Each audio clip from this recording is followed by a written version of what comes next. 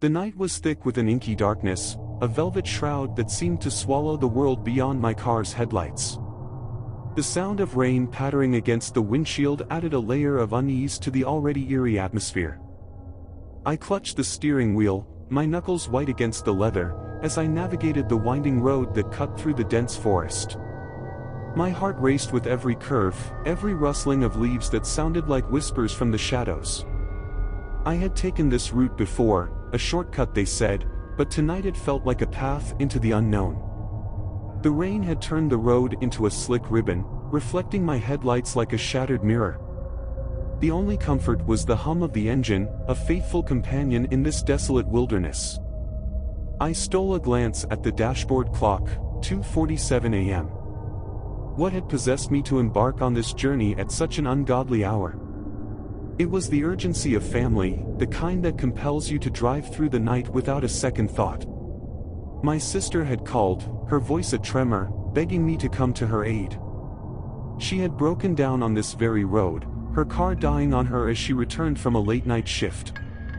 Panic had laced her words as she described her surroundings, a deserted stretch of road enveloped in darkness.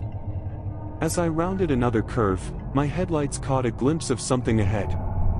My heart lurched as I realized it was her car, parked at a haphazard angle on the shoulder. I pulled up behind it, the rain immediately dousing my car in a curtain of mist. Stepping out, I raised my collar against the chill that seemed to seep into my bones. The forest around us was like a black wall, the trees stretching upward like skeletal fingers. "Sarah?" I called out, my voice swallowed by the night. There was no response, only the hiss of rain meeting the ground. I circled her car, peering inside through the rain-streaked windows. Empty. Panic clawed at my throat as I retraced my steps, scanning the surroundings for any sign of her. Then, a faint sound reached my ears, a distant, plaintive cry that sent a shiver down my spine. It was Sarah's voice, carried on the wind, a ghostly whisper pleading for help. Without thinking, I plunged into the forest, my flashlight cutting through the darkness like a feeble beacon. The trees loomed over me, their branches twisted and contorted, casting eerie silhouettes on the forest floor. With every step, the cries grew louder, more desperate. My heart raced as I pushed forward, my shoes sinking into the damp earth. I stumbled over roots and fallen branches, the rain soaking through my clothes, but I couldn't stop. I had to find her. As I moved deeper into the woods, a sense of dread settled over me.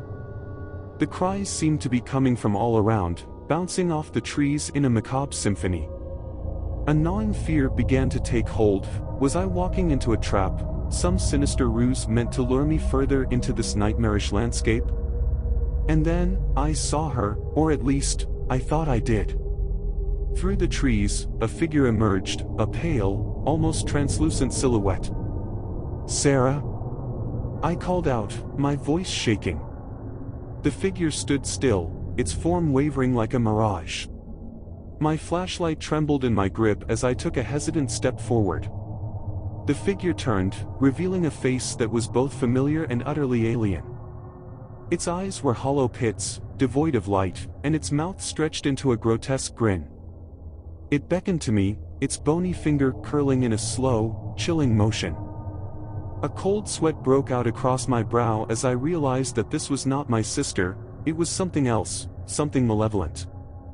I stumbled back, my heart thundering in my chest, and turned to flee. But the forest had changed, the path I had followed now a labyrinth of trees that seemed to shift and move with a sinister intent. Panic gripped me as I sprinted in every direction, the cries now a cacophony of laughter that seemed to emanate from all around. Just as I was on the brink of despair, my car's headlights sliced through the darkness, a beacon of salvation. I sprinted toward it, the laughter of the forest still echoing in my ears.